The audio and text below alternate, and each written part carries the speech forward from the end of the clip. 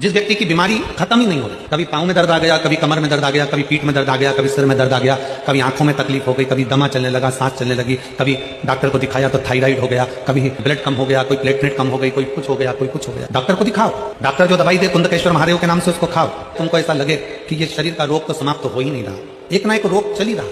ये रोग समाप्त होने का नाम ही नहीं ले रहा। पिपलेश्वर महादेव का नाम लेकर और पिपलेश्वर महादेव का नाम लेकर किसी भी शिवालय में, शंकर के मंदिर में जाकर एक बेलपत्र रखकर उस जो प्रसाद तुम बना कर ले गए हो, जो तुम भोग बना कर ले गए हो, उसका स्पर्श कर पिपलेश्वर महादेव का नाम लेकर शंकर को उस भोग को रखकर, बेलपत्र रखकर शिव जी को 7 बार एक ही लोटे का जल,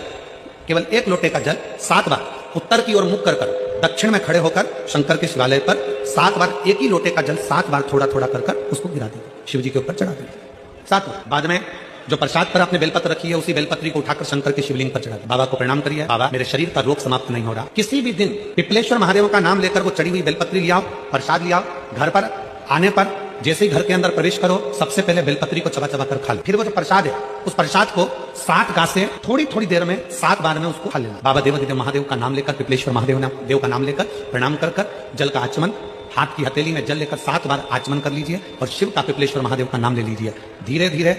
15 दिन लगेंगे और 15 दिन में बीमारियां अपने आप कम होना प्रारंभ हो जाएगी और बाबा आपका हाथ पकड़कर आगे बढ़ाएंगे।